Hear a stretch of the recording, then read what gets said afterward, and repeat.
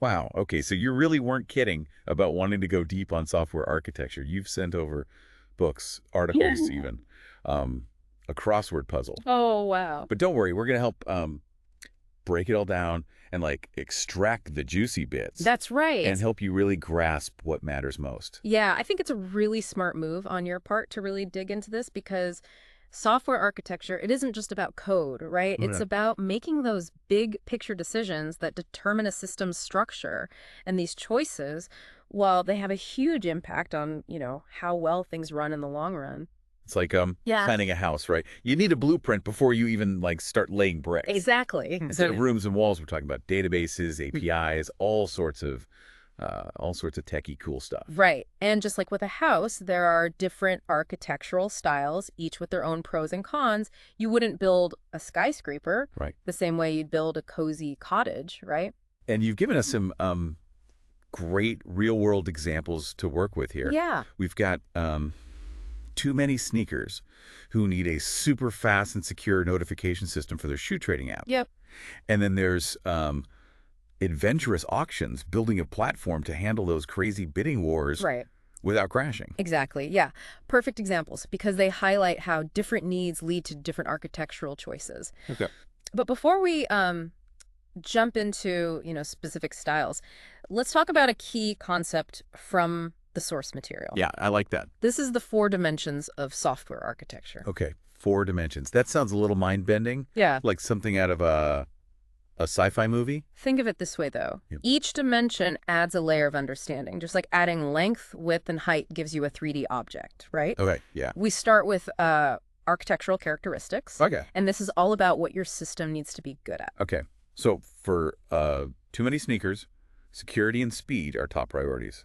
While adventurous auctions needs to be like rock solid reliable. Yeah, It's figuring out the must-haves for each system, right? exactly. And then we move on to architectural decisions, Okay. which is where you choose one technology or approach over another, Right. and crucially, why you made that choice, right? It's not enough to say, we're using this database. You need to explain the reasoning behind it. Because later on, someone might look at that decision and say, why did they do that? Exactly. If you don't have a clear record of the why, you end up just like wasting time and effort reevaluating everything. Right, right. The source material called these records ADRs, right? Architectural decision record. Yep, that's right. It's like a decision diary. Exactly. Imagine a scenario where too many sneakers, they initially chose a message queue system for security reasons, Okay. but as their app grew, they needed more flexibility. Right. So they switched to a topic-based system. The ADR would capture this evolution of thinking, explaining the reasons behind both the initial choice and the later change. So anyone coming on board later understands the logic. Exactly. You don't have to reinvent the wheel every time a new challenge pops up. Exactly, that's right. Those ADRs sound like a real lifesaver. They absolutely are. Okay. And then we have the third dimension, a logical components, Fine. which is about breaking down the system's functionality into building blocks. Think Okay. of it like a blueprint Okay. that shows the different rooms in a house. You're defining what each part of the system does. Okay, so we've got the what it needs to do, the why we chose this tech, and the building blocks of functionality. Yeah. What's the fourth dimension? That's architectural style, which is like choosing a blueprint style for our house analogy. Okay. Are we going for a classic Victorian, a modern minimalist design, or Yeah. something else entirely? Each style comes with its own trade-offs and influences how the system functions as a whole. One popular style is layered architecture, Okay. which the source material illustrated really well with the Nan Pop bakery example. Oh, yeah. They were building an online ordering system, right? Yep. And layered architecture is a classic approach. It's like building a house. That's right. With distinct floors. But I remember the source material saying it's not always the ideal solution. Right, because if Nan and Pop decided to add pizza to their menu, Uh-oh. it could whipple through all those layers and make things really complicated. Mel. That's where the idea of trade-offs becomes super important. Speaking of trade-offs, the source material mentioned the first law of software architecture. Yeah. Everything is a trade-off. Exactly. It's like saying there's no such thing as a free lunch. Absolutely. Every architectural decision has consequences. There are no perfect solutions, only the best fit for a given situation. Yeah. That's why understanding those trade-offs is so crucial. Take Too many sneakers, for example, and their messaging system dilemma. Right. They were debating between cues and topics. Yeah, I have to admit those terms sounded a bit like jargon to me at first. Could you break it down in a way that even someone who doesn't like live and breathe code can understand? Sure. Think of a queue like a line at the bank. Okay. Each message gets processed in order, Yep. which is great for security and control, but it can be a bit inflexible if things change quickly, right? A topic, on the other hand, is like a radio broadcast. Okay. Anyone who's tuned in can receive the message, Okay, yeah. which is great for flexibility, Right. but might raise some security concerns. So it's not just about picking the coolest tech. Right. It's about analyzing the trade-offs and choosing the best fit for the specific needs of too many sneakers in this case. Right. And this is where that second law comes in, right? Exactly. The why behind the choice matters more. More than the choice itself. Than the choice itself. That's right. Yeah. And this is where those ADRs become invaluable, right? They provide that context. Yeah. And rationale for those decisions, helping teams avoid repeating the same debates and mistakes down the line. It's like leaving a trail of breadcrumbs for those who come after you, saying, we went this way because. It makes the whole process so much more transparent and efficient. Right. And that transparency is crucial for any successful software project. So we've got the 4 dimensions of software architecture and the importance of documenting decisions. Yep. But there's still so much to unpack. Where do we go from here? Well, let's take a closer look at some specific architectural styles. Okay. We've already touched on layered architecture, Right. but there's a lot more to explore there. And then we'll delve into some other fascinating approaches like modular monoliths and microservices. I'm ready. Let's keep diving. Okay, so we've talked about the 4 dimensions of software architecture and the importance of documenting decisions with ADRs. Right. Now let's dive into some specific architectural styles.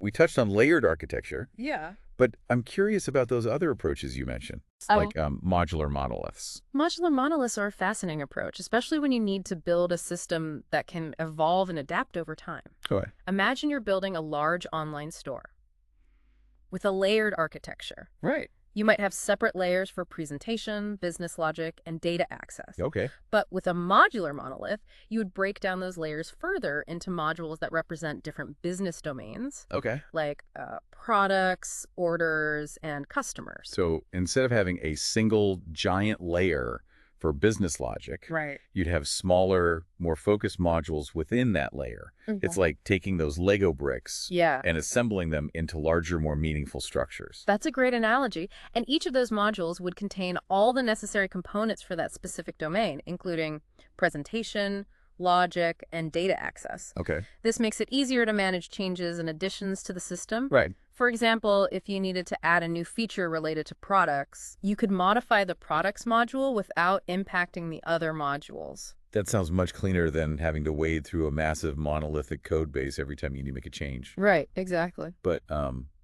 how do you actually keep those modules separate and prevent them from becoming tangled together? That's where well-defined interfaces and clear communication patterns come in. Okay.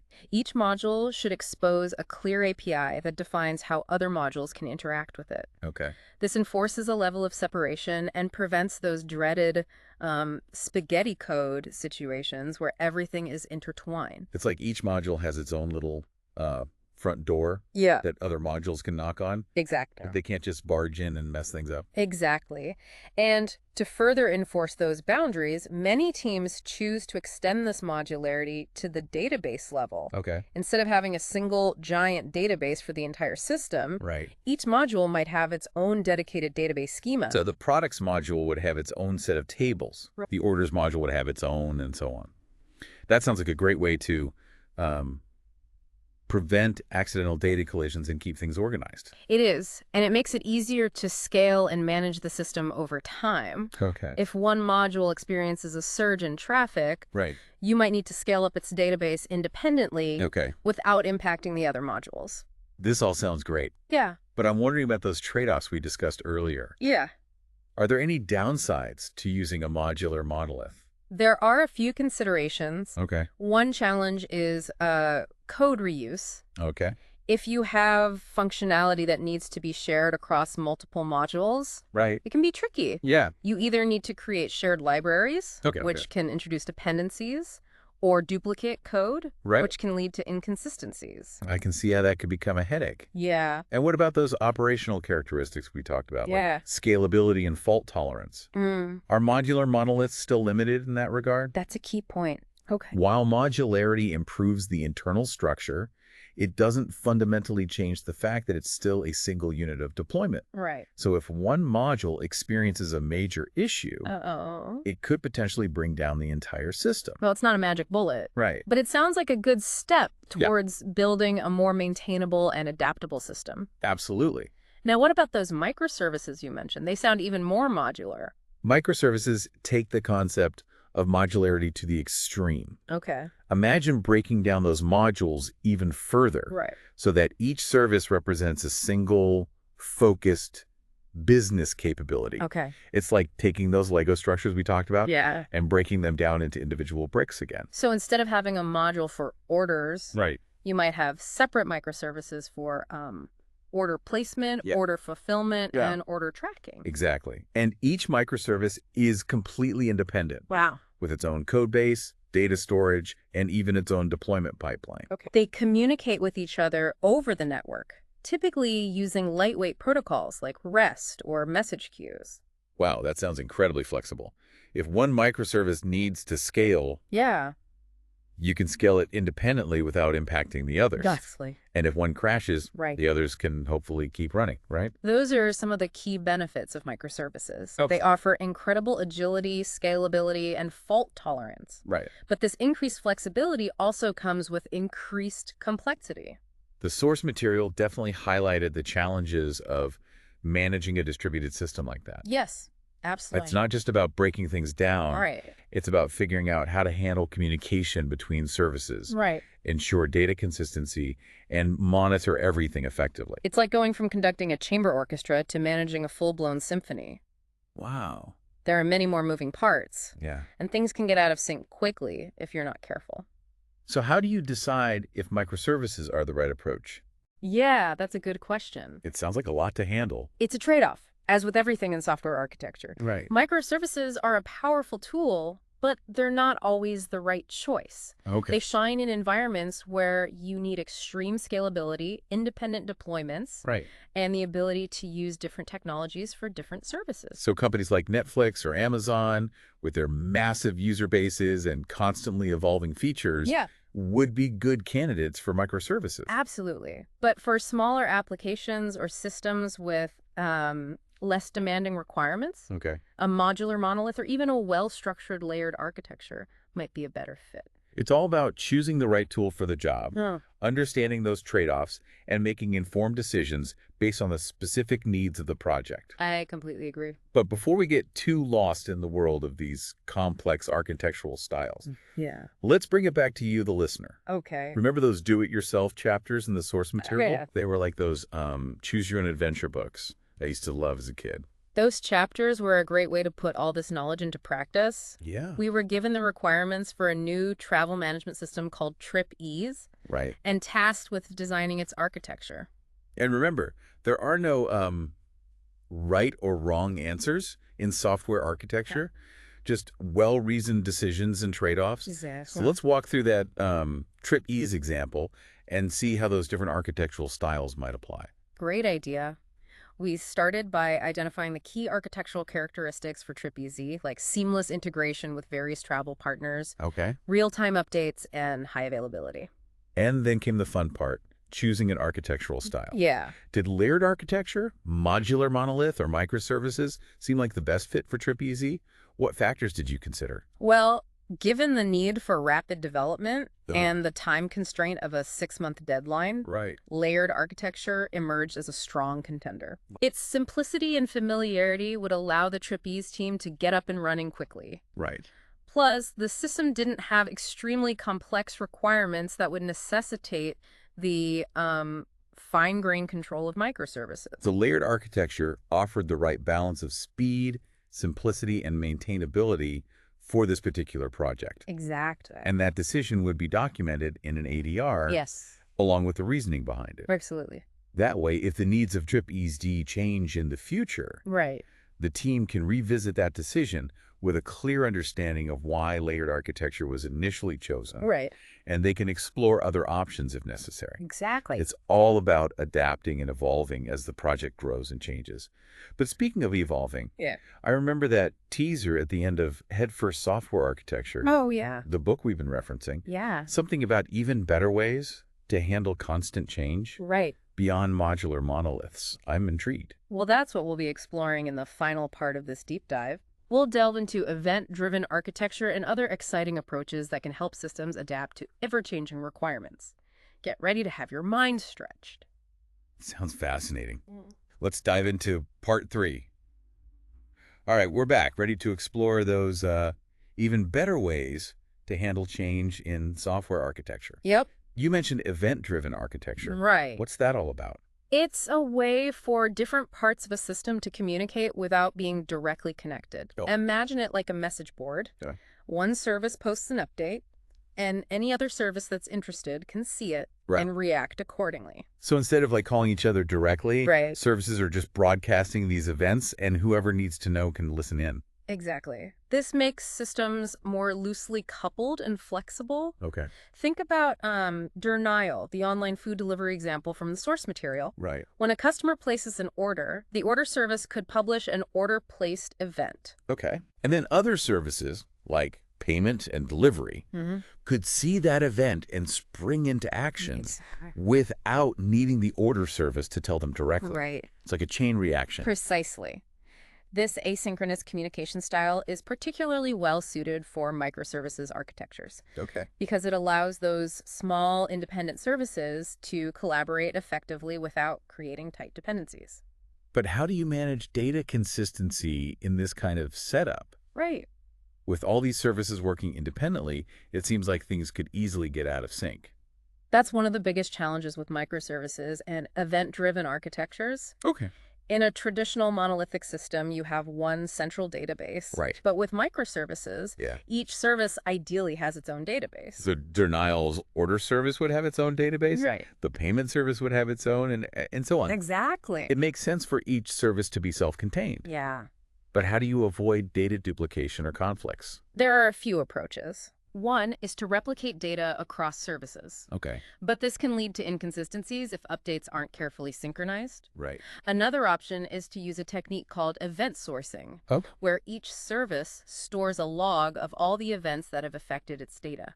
So instead of just storing the current state of an order, Right. the order service would keep a record of every event related to that order, from creation to cancellation to fulfillment. Exactly. This provides a complete history of everything that has happened, which can be invaluable for auditing and debugging purposes. Wow. Plus, other services can rebuild their own view of the data by replaying those events. That's a really different way of thinking about data management. Yeah. It sounds like it adds complexity, Right. but also offers a lot of flexibility and resilience. Absolutely. But before we dive too deep into the technical details, Sure. let's zoom out and talk about the bigger picture. We've explored so many different architectural styles in this deep dive. Layered architecture, modular monoliths, microservices, event-driven architecture. How do you know which one is right for a given project? There's no one-size-fits-all answer, unfortunately. Yeah. Choosing the right architectural style is all about analyzing the specific needs of the project, Right. understanding the trade-offs involved with each approach, Right. and considering the long-term implications of your decisions. It's like that first law of software architecture we talked about. Right. Everything with a trade-off. Exactly. There's no magic bullet, Right. no perfect solution. If you need to build a system quickly and it doesn't have incredibly complex requirements, a well-structured layered architecture might be the best choice. Okay. If you need more flexibility and your system is organized around distinct business domains, Right. a modular monolith could be a good fit. Okay. And if you need extreme scalability, independent deployments, and the ability to evolve rapidly, Yeah. microservices might be the way to go. But even within those broad categories, Right. there are so many variations and nuances to consider. Absolutely. It's like choosing a house style. Yeah. You have Victorian, Craftsman, Modern, and so on. Right. But within each style, there are endless possibilities for customization. And just like with building a house, it's essential to have a good architect guiding the process. Right. Someone who understands the different options, can anticipate potential challenges, Yeah. and can make informed decisions that will serve the project well in the long run. So for you, the listener, remember this. Okay.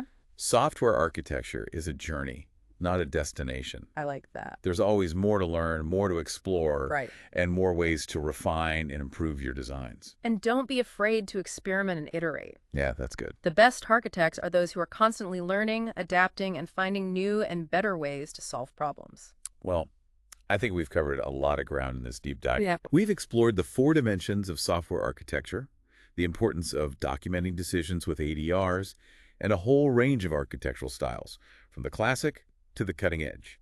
It's been a fascinating journey, and we hope it's equipped you with a better understanding of this complex and ever-evolving field. So, dear listener, whether you're a seasoned developer or just starting your software journey, Yeah. remember that the key to successful architecture is careful planning, informed decision-making, and a willingness to adapt and evolve as your project grows. Be sure to check out the show notes for links to all the source materials we discussed and some additional resources to further your learning. Happy architecting.